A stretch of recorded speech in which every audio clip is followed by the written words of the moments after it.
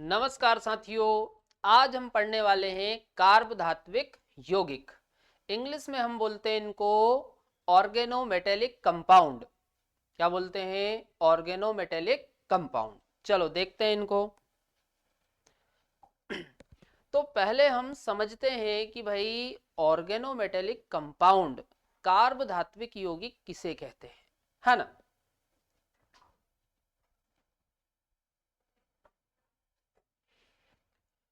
तो भाई आप लोगों को याद रखना है कि ऐसे यौगिक जिनमें कार्बन और धातु के मध्य कम से कम एक बंध हो। कम से कम कितना हो? एक। तो हम उसे कार्बधात्विक यौगिक बोलेंगे, है ना। कम से कम कितना होना चाहिए? एक। तो हम उसे क्या बोलेंगे? कार्बधात्विक यौगिक। चलो देखो, मैं आपको समझा देता हूं।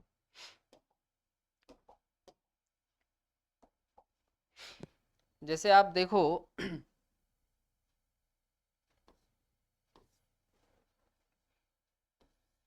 कार्बन और मेटल। कार्बन और मेटल के बीच में कम से कम एक बॉन्ड होना चाहिए, है ना। तो यहां पर देखो, कार्बन और मेटल के बीच में बॉन्ड है, तो हम इसे क्या बोलेंगे? कार्बधात्विक यौगिक।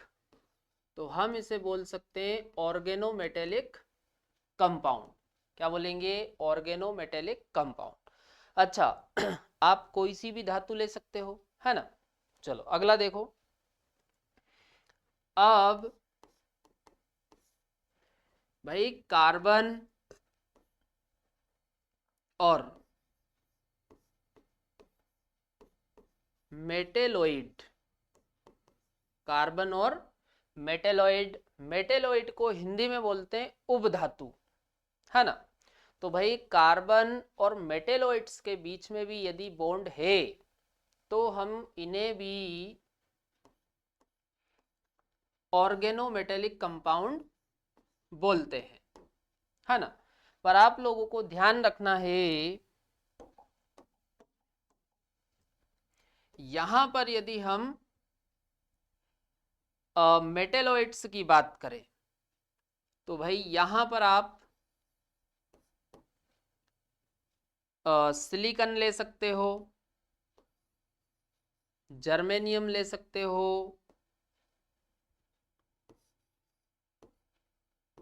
आर्सेनिक ले सकते हो, एंटीमनी ले सकते हो, और एक आप ले सकते हो टेलुरियम। क्या ले सकते हो? टेलुरियम। मतलब उपधातु में इनमें से एक कोई हो सकता है ना। तो हम कार्बन और मेटेलॉइड्स के बीच में बॉन्ड है तो उसे भी हम ऑर्गेनोमेटेलिक कंपाउंड बोलते हैं। अच्छा, अब मेटेलॉइड्स में यही मेटेलॉइड्स होनी चाहिए, इनके अलावा दूसरी नहीं हो सकती, है ना। चलो, तो इनको याद करने का तरीका याद रखना।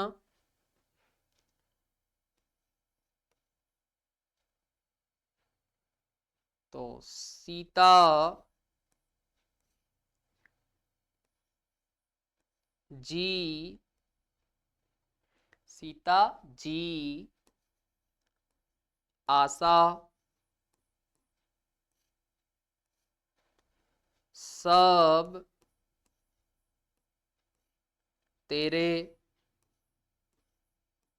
ये इस तरीके से आप इनको याद रखना,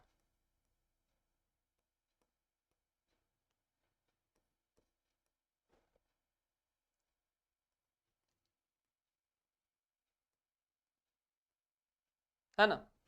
सीता जी, आशा, सब तेरे, है ना। चलो अगला देखो। अब भाई तीसरी कंडीशन ये है,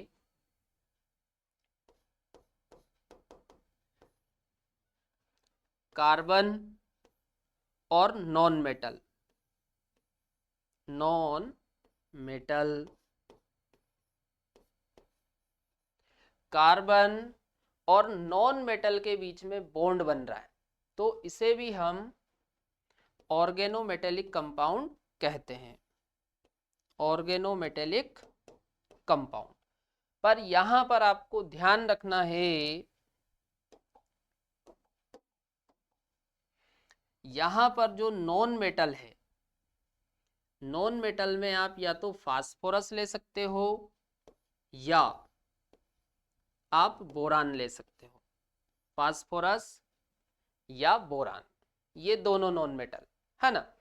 तो ये भी कार्ब धात्विक यौगिक बना लेती है ना। बाकी मेटल में कोई सी भी मेटल हो सकती है ना। और मेटेलॉइड में सिलिकॉन, जर्मेनियम, आर्सेनिक, एंटीमनी है ना, और टेलुरियम, ये हो सकते हैं मेटेलॉइड में। और नॉन मेटल में फास्फोरस या बोरान है ना। तो इनको कैसे याद रखोगे, इसको आप याद रखना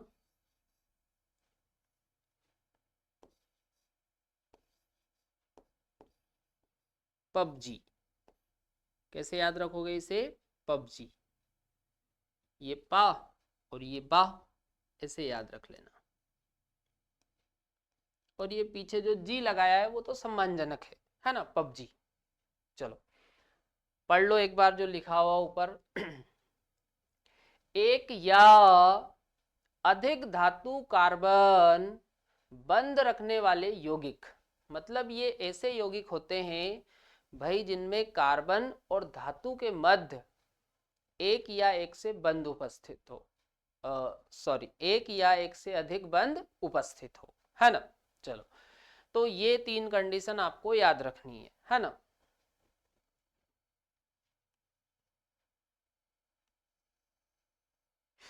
चलो अच्छा एक बात ध्यान रखना, इधर अपन कर लेते हैं ये, है ना।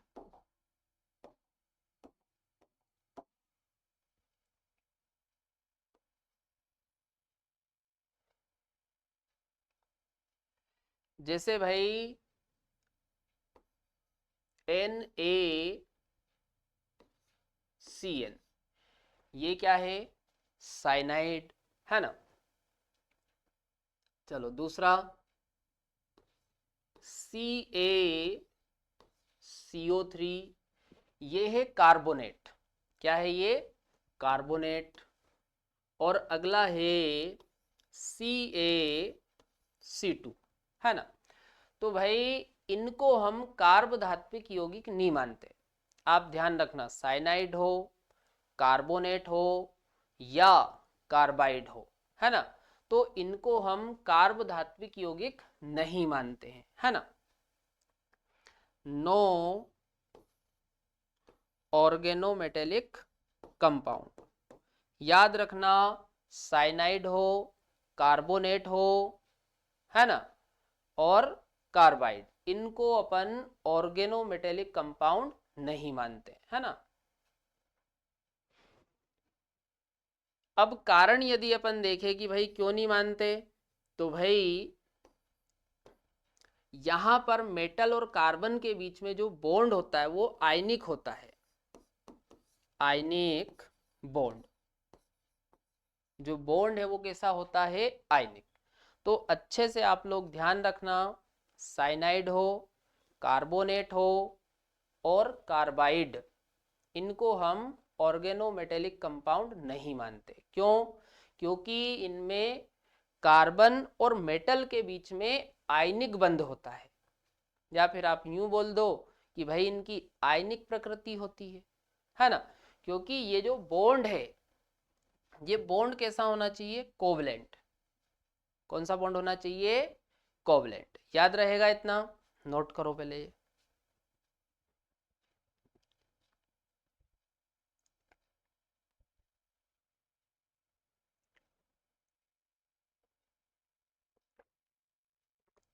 चलो कर लिया नोट। अब हम इनके एग्जाम्पल देखते हैं, है ना।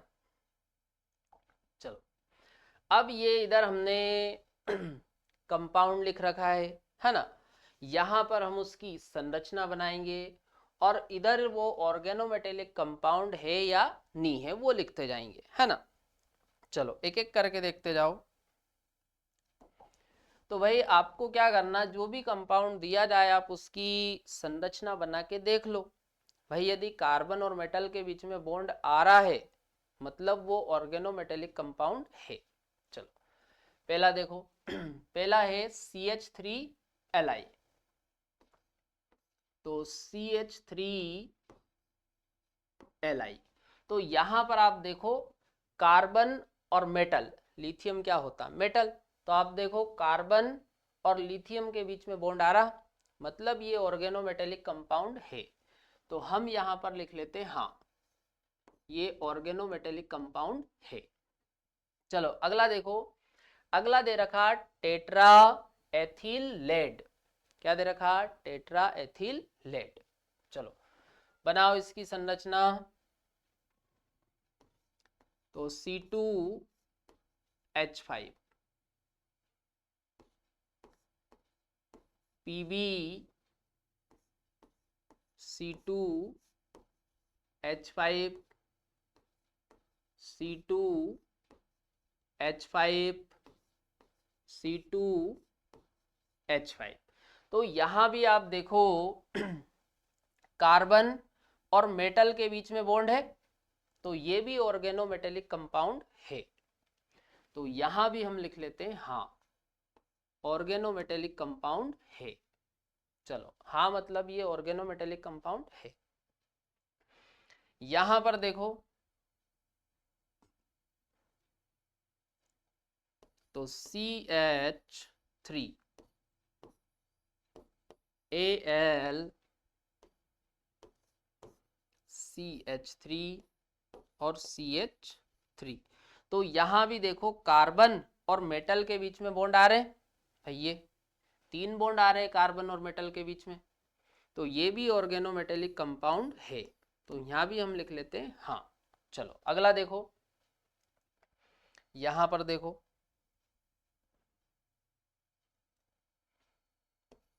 CH3O,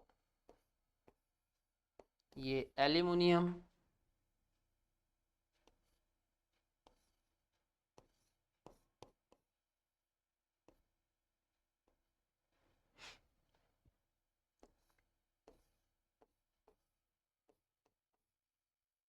तो यहां पर आप देखो कार्बन और मेटल के बीच में बॉन्ड नहीं है भाई, ये आप देखो एल्यूमिनियम, एल्यूमिनियम काय से जुड़ा हुआ ऑक्सीजन से, है ना। इधर भी आप देख लो एल्यूमिनियम काय से जुड़ा हुआ ऑक्सीजन से, एल्यूमिनियम काय से जुड़ा हुआ ऑक्सीजन से, मतलब यहाँ पर मेटल और कार्बन के बीच में बॉन्ड नहीं है ना। तो ये ऑर्गेनोमेटेलिक कंपाउंड नहीं है। तो यहां पर अपन लिख लेते नहीं, ये ऑर्गेनोमेटेलिक कंपाउंड नहीं है। याद रहेगा इतना, नोट करो ये।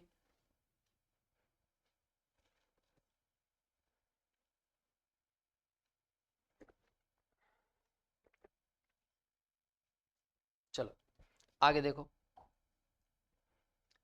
चलो ये वाला कंपाउंड देखो CH3 aluminium O CH3 O CH3। तो यहां पर आप देखो भाई ये एल्यूमिनियम और ये कार्बन, तो भाई कम से कम अपने को मेटल और कार्बन के बीच में एक बॉन्ड चाहिए। तो भाई यहां पर आप देखो एक बॉन्ड आ रहा, ये एल्यूमिनियम और ये कार्बन, तो कम से कम एक बॉन्ड होना चाहिए। चलो तो ये भी ऑर्गेनोमेटेलिक कंपाउंड है, तो यहां अपन लिख लेते हैं हाँ। चलो अगला देखो, अगला है फ्रैंकलैंड, फ्रैंकलैंड रिएजेंट, है ना। तो इसमें आप देखो R ZnR, और ये R की यदि हम बात करें तो ये है एल्किल। क्या है ये, एल्किल समूह। क्या है ये, एल्किल समूह। तो भाई एल्किल समूह में भी क्या है, कार्बन, है ना। तो यहां भी आप देखो कार्बन और मेटल के बीच में बॉन्ड है, तो ये भी ऑर्गेनोमेटेलिक कंपाउंड है। चलो अगला देखो, अगला है ग्रिग्नार्ड रिएजेंट, है ना। तो ये है RMgX। तो भाई ये R क्या है, एल्किल, मैंने अभी आपको बताया था R क्या है, एल्किल समूह, है ना। और एल्किल समूह में क्या होता है, कार्बन। एल्किल समूह में क्या होता है, कार्बन। चलो तो यहां पर आप देखो कार्बन और मेटल के बीच में बॉन्ड है, तो ये भी ऑर्गेनोमेटेलिक कंपाउंड है। अगला देखो यहां पर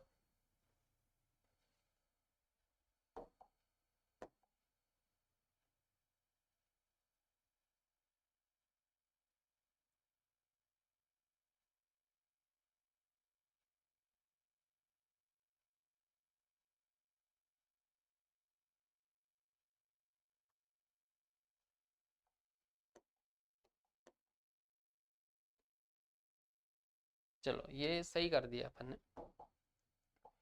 अगला देखो ये, तो इसमें अब आप देखो CH3 C double bond O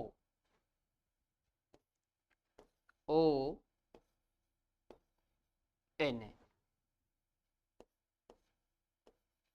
तो इसमें अब आप देखो कार्बन और मेटल के बीच में बॉन्ड है क्या, नहीं है। क्योंकि आप देखो भाई ये है मेटल, तो अब आप देखो मेटल काय से जुड़ी हुई, मेटल सोडियम, सोडियम काय से जुड़ा हुआ, ऑक्सीजन से। काय से जुड़ा हुआ, ऑक्सीजन से। तो ये जो बॉन्ड है ये कार्बन और ऑक्सीजन के बीच में है। भाई अपने को चाहिए सीधा बॉन्ड कार्बन और मेटल के बीच में, पर यहां पर आप देखो ऑक्सीजन आ गया, तो यहां पर कार्बन और मेटल के बीच में बॉन्ड नहीं है ना। तो ये ऑर्गेनोमेटेलिक कंपाउंड नहीं है, तो यहां पर अपन लिख लेते हैं नहीं, है ना। भाई सीधा सा कंसेप्ट है, यदि कार्बन और मेटल के बीच में बॉन्ड है मतलब वो ऑर्गेनोमेटेलिक कंपाउंड है ना। और यदि बॉन्ड नहीं है तो वो ऑर्गेनोमेटेलिक कंपाउंड भी नहीं है ना। चलो नोट करो ये।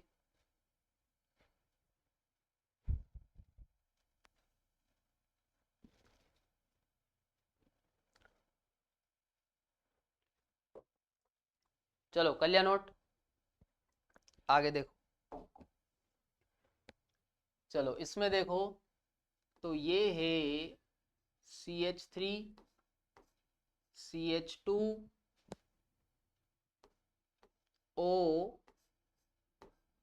Na, पॉजिटिव नेगेटिव, है ना। तो यहां भी आप देखो मेटल और कार्बन के बीच में बंद नहीं है ना। मतलब ये भी ऑर्गेनोमेटेलिक कंपाउंड नहीं है। चलो अगला देखो,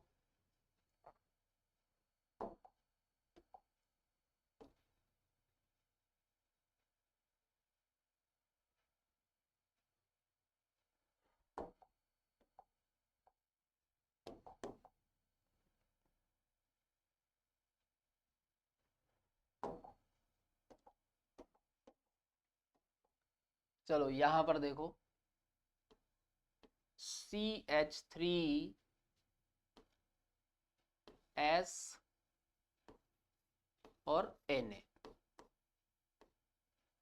तो यहां पर अब आप देखो भाई कार्बन और मेटल के बीच में बॉन्ड है क्या, नहीं है। मतलब ये भी ऑर्गेनोमेटेलिक कंपाउंड नहीं है। चलो यहां पर देखो CH3 O, फिर बोरान जुड़ा हुआ है O CH3 O CH3। तो भाई बताओ ये ऑर्गेनोमेटेलिक कंपाउंड है क्या। भाई जो बोरान होता है वो ऑर्गेनोमेटेलिक कंपाउंड का निर्माण कर लेता है, पर यहां पर आप देखो बोरान और कार्बन के बीच में बंध नहीं है ना। भाई यहां पर आप देखो, जो बोरान है वो किसके साथ बॉन्ड बना रहा, ऑक्सीजन के साथ। इधर भी देखो ऑक्सीजन, इधर भी ऑक्सीजन, इधर भी ऑक्सीजन, है ना। तो ये ऑर्गेनोमेटेलिक कंपाउंड नहीं है, तो यहां पर अपन लिख लेते हैं नहीं। अगला एग्जांपल देखो, CH3 बोरान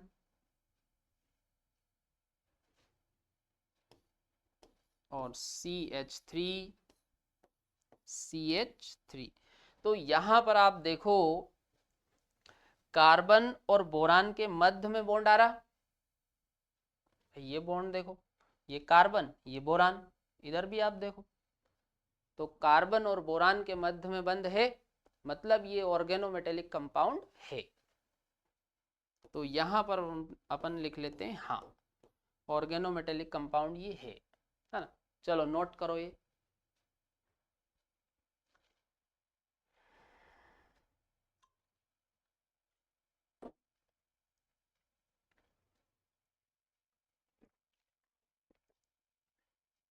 कल्याण नोट।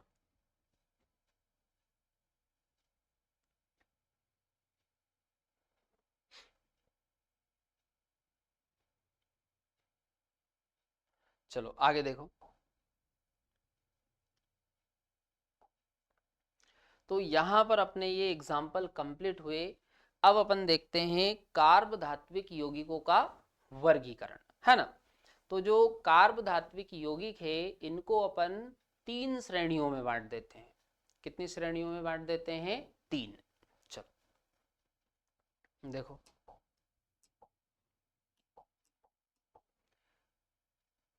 कार्ब धात्विक यौगिकों को 3 मुख्य श्रेणियों में वर्गीकृत किया गया है।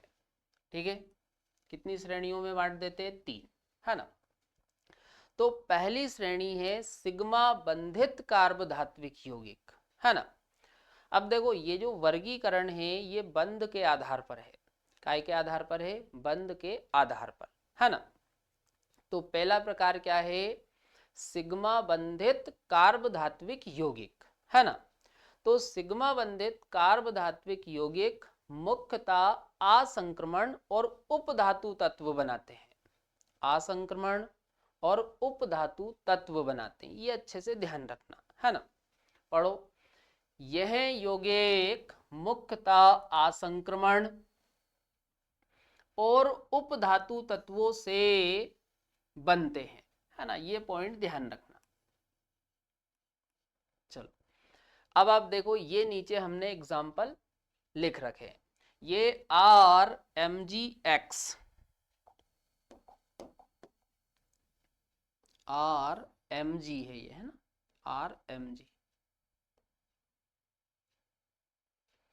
RMgX, है ना। तो ये RMgX को बोलते हैं ग्रिग्नार्ड रिएजेंट। क्या बोलते हैं, ग्रिग्नार्ड रिएजेंट। चलो तो अब आप देखो ये जो Mg है, भाई ये क्या है, ये असंक्रमण तत्व है। भाई संक्रमण तत्व बोलते हैं डी ब्लॉक के तत्वों को। किनको बोलते हैं, डी ब्लॉक के तत्वों को। पर जो Mg है वो कौन से ब्लॉक में आता है, एस ब्लॉक में आता है। तो कैसा हुआ, असंक्रमण। चलो अगला। अच्छा एक बात ध्यान रखना, जिंक कैडमियम और मर्क्यूरी इनको भी हम संक्रमण धातु नहीं मानते। जिंक कैडमियम और मर्क्यूरी इनको संक्रमण धातु नहीं मानते हैं। चलो तो अगला है dimethyl zinc. Dimethyl zinc, या इसी को फ्रैंकलैंड क्या बोलते हैं, फ्रैंकलैंड अभिकर्मक।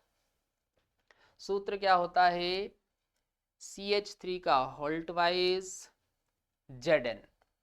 अगला डाई एल्कील कैडमियम, इसका सूत्र होता है R2CD, है ना। अगला टेट्रा एथिल लेड, तो इसका फॉर्मूला होता है C2H5।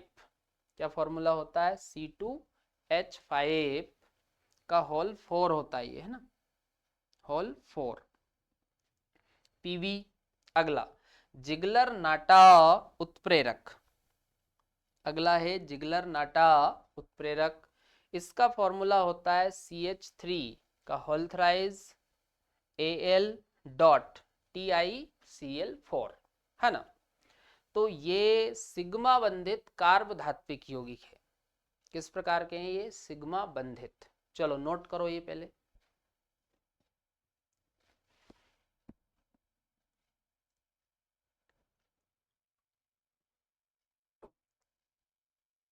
कर लिया नोट?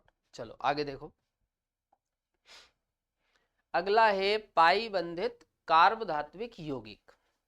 तो देखो पाई बंधित कार्ब धात्विक यौगिक मुख्यतः बनाते हैं संक्रमण धातु। कौन बनाती? मुख्यतः संक्रमण धातु। यह मुख्यतः संक्रमण धातु से बनते हैं, है ना। और इसके एग्जाम्पल में आप याद रखना फेरोसिन, ये इसका फॉर्मूला। अगला जैसे लवण, है ना। अगला डाइबेंजीन क्रोमियम।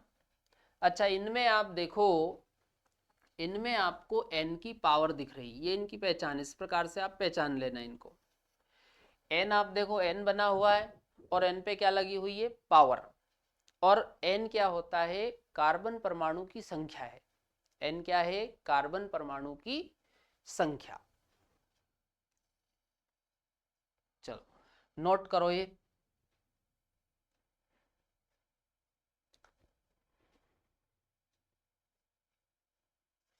चलो आगे देखो। अगला है सिग्मा और पाई बंधित कार्ब धात्विक यौगिक। अब देखो सिग्मा और पाई बंधित कार्ब धात्विक यौगिकों की बात करें तो ये बनाते हैं समूह संख्या 6 से लेकर 10 तक। समूह संख्या 6 से लेकर 10 तक। और इनमें धातु की जो संक्रमण अवस्था है वो शून्य होती है। धातु की संक्रमण अवस्था जो धातु होती है उसकी ऑक्सीकरण अवस्था क्या होती है? शून्य। समूह संख्या 6 से लेकर 10 तक के बना रहे। और ऑक्सीकरण अवस्था या ऑक्सीकरण संख्या बोल दो, है ना। तो ऑक्सीकरण अवस्था या ऑक्सीकरण संख्या धातु की क्या होना चाहिए? शून्य, है ना। ये पहचान है इनकी। देखो 6, 7, 8, 9 और 10 समूह के संक्रमण तत्व, और ये भी कौन बनाते हैं? संक्रमण तत्व ही बना रहे हैं, है ना। संक्रमण तत्व बोल दो या धातु बोल दो, है ना। संक्रमण धातु तत्व अपनी शून्य ऑक्सीकरण अवस्था, मतलब इनमें ऑक्सीकरण अवस्था क्या मिलेगी आपको? शून्य अवस्था में इस प्रकार के कार्ब धात्विक यौगिक बनाते हैं, है ना। इन धातुओं के कार्बोनिल यौगिकों में आपको सिग्मा और पाई दोनों प्रकार के बंध देखने को मिलते हैं, सिग्मा भी और पाई भी। अच्छा इन संकुलों में यदि आप ऑक्सीकरण अवस्था निकालोगे मेटल की, तो मेटल की ऑक्सीकरण अवस्था इनमें सभी में 0 आएगी। मेटल की ऑक्सीकरण अवस्था 0। तो अब आप ध्यान रखना, ये आप 0 ऑक्सीकरण अवस्था देख लेना कि भाई किस कॉम्प्लेक्स में 0 ऑक्सीकरण अवस्था आ रही है ना। तो 0 ऑक्सीकरण अवस्था होना चाहिए। साथ में जो संक्रमण धातु है वो छठे ग्रुप की ले लो, 7वें की ले लो, 8वें की ले लो, 9वें की ले लो या 10वें समूह की ले लो, है ना। और ऑक्सीकरण अवस्था आना चाहिए उसकी शून्य, है ना। तो सिग्मा और पाई बंधित कार्ब धात्विक यौगिक वो बनेगा, है ना। चलो ये इनकी पहचान हो गई। नोट करो ये पूरा ऐसा का ऐसे ही।